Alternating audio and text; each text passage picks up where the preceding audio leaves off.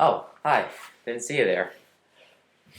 Hi, I'm Ben O'Connell. Today is November 4th and I'm in Dallas, Pennsylvania. I'm going to tell you about baseball, America's favorite pastime. Baseball first came out as far back as 1672. It is unclear when the game actually first originated. There were a variety of games that are very similar to baseball. It is possible that baseball slowly branched off from one of these games and eventually became its own. Stool ball, go ball, and poison ball are all possibilities of the original origin of baseball. The source from that is baseballalmanac.com. The game of stool ball was played by a batter standing in front of a stool which acted as a target. The objective was for a batter to swing a bat and try to hit a ball that was being pitched to them. If the ball was caught after they hit it, or the ball hit the stool by the batter, they were considered out of the game. It is believed that the game of stool ball progressed into the games of baseball, cricket, and softball. That's from www.historyofbaseball.us. People believe the game of baseball was discovered by a young man named Abner Doubleday. People said he did so in Cooperstown, New York, during the summer of 1839. However, none of this is true. It all started when cricket and the game of rounders came to the United States. This bat was used during the game of rounders and stool ball for when the ball was pitched at them, they hit it with the bat, then run to the post or the base. The source from that is www.history.com. Different variations of the game became popular in schoolyards, campuses, and cities. Men who were looking for work in the new industrialized cities during the mid-19th century often played these games. In 1845, a group of New York men made up a baseball club called the New York Knickerbockers. Alexander Joy Cartwright, a member of the club, later made a set of rules for baseball. He made the rules of a diamond infield, foul lines, the three-strike rule, and tagging out players instead of throwing the ball at them. Baseball gained a lot of popularity. The New York Knickerbockers played the first professional baseball game against cricket players. The game would continue to grow into what modern baseball is today. The source from that is www.historyofbaseball.us.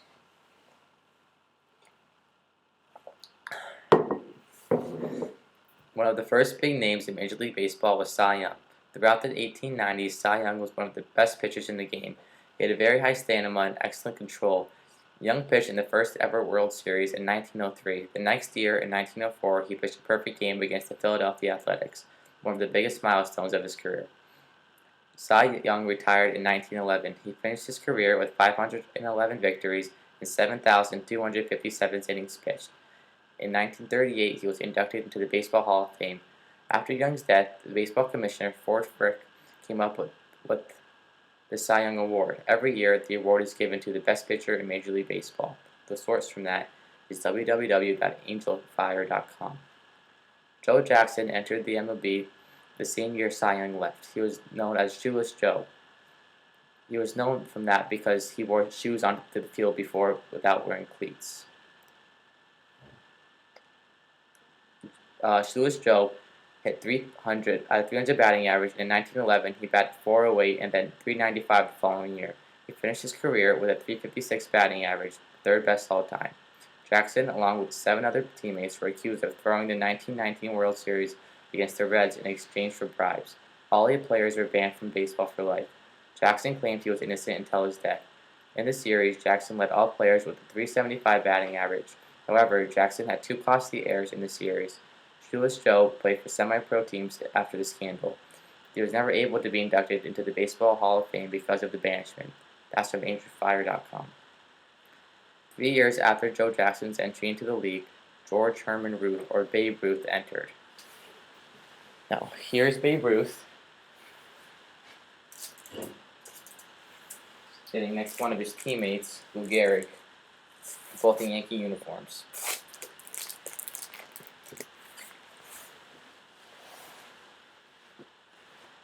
He's one of the most famous players to ever play baseball. At first, Babe Ruth was first a pitcher for the Boston Red Sox. However, since he was such a good hitter, he convinced the Red Sox to put him in the outfield. That year, he led the league with 11 home runs. The Red Sox did not have enough money to keep him, so the New York Yankees took him. Ruth was shattering records in New York. He had 50 home runs in 1920, which was more than any other AL team hit that year. His .847 slugging percentage in one season is still the record today. That year in 1920, he also led the league with a .322 batting average, 158 runs, 137 RBIs. He had 64 home runs in 1927 and 714 career home runs. which was a record for many years. He led the Yankees to 4 World Championships. People all over the world loved him. That's from AngelFire.com. Lou Gehrig joined the Yankees toward the end of Babe Ruth's career. Here, again, is Lou Gehrig standing next to his teammate, Babe Ruth, and Lou Gehrig took over the main role in New York after Babe Ruth left. After subbing in at first base his rookie year, he played a consecutive 2,130 games, setting a record. Gehrig had at least 100 RBIs and runs in every season he played professionally. In 1931, he drove in 184 runs in just one season. That beat his previous record of 175. He received 2 MVP awards in his career. In 1934, Gehrig won the Triple Crown, which means he led the league in home runs, RBIs, and batting average. Gehrig went into a huge batting slump and benched himself. He later found out that he had ALS, which is a terminal hardening of the spine. He knew that he would soon die, so he retired. In his famous Lou Gehrig speech at Yankee Stadium, he said to the crowd, "Today, I consider myself one of the luckiest men on the face of the earth." That's from AngelFire.com. Back here is a picture of Yankee Stadium. This is where Lou Gehrig gave his famous speech in front of a packed house.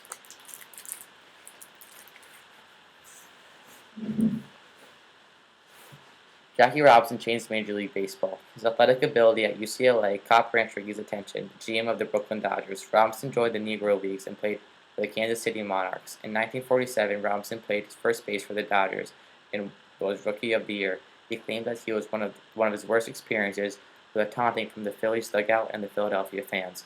However, he would not quit. He had a .342 batting average in 1949 and won the MVP award. He and the Dodgers won his 6th World Series. Robinson was a very dangerous base runner. In 1962, he became the first African American to be elected to the Baseball Hall of Fame. That's from AngelFire.com. Here is a picture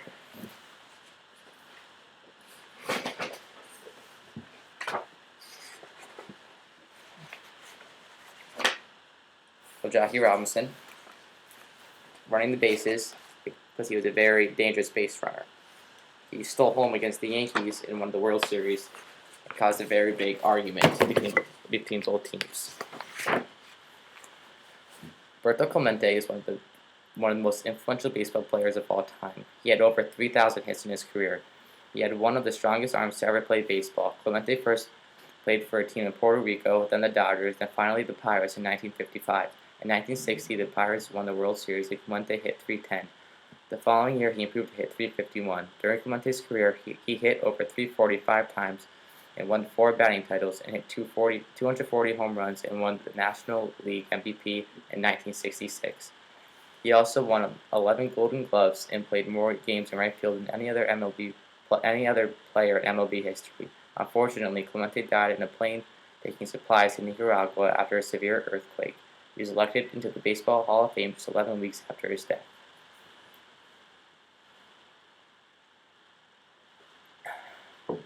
The information is from AngelFire.com.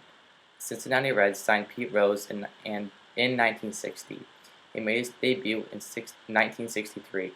In his rookie year, Rose hit .273 with 101 runs scored and won Rookie of the Year in 1965. In that same year, Rose hit at the National League with the most hits and the most putouts. Pete Rose led the Cincinnati Reds to 4 World Series wins in 6 years. He had a batting average of .338 and won the National League MVP in 1973. In 1977, he had 44-game hit streak and joined the 3,000 hit club. Rose later joined the Philadelphia Phillies, and he finished his career there with a .303 lifetime batting average. He became the only player to have 4,256 career hits, the most all time.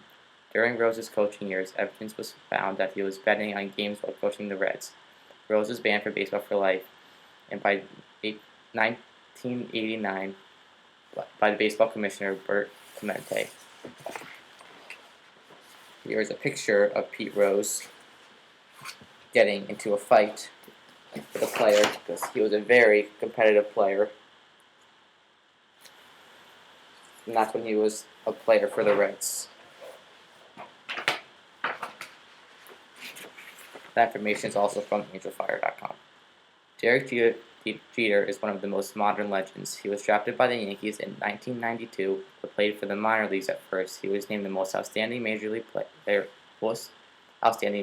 prospect by the South Atlantic League in 1993. By 1996, he was the starting shortstop for the New York Yankees. He was named AL Rookie of the Year, and in 2000, he was the most valuable player of the All-Star Game and of the World Series. In his career, he won a total of 5 World Series and went to the All-Star Game 14 times. Jeter is a member of the 3,000 hit club with 3,465 hits. He is 6th on the all-time hit list. That information is from YesNetwork.com. Here are 2 Derek Jeters, one of him batting, one in the field.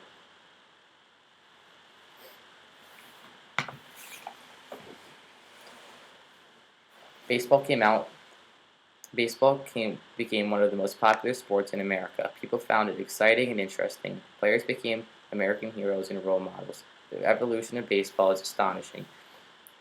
Who would have known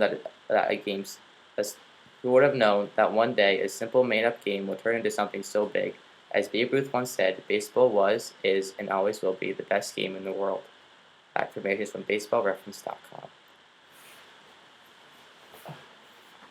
Here are baseballs with special seams on them so pitchers can throw different pitches, such as fastball, curveball, etc. Here's our life-size bats that baseball players would use to hit the ball. Here is a glove that is used for catching balls, high pops, and fielding grounders. And thank you for watching.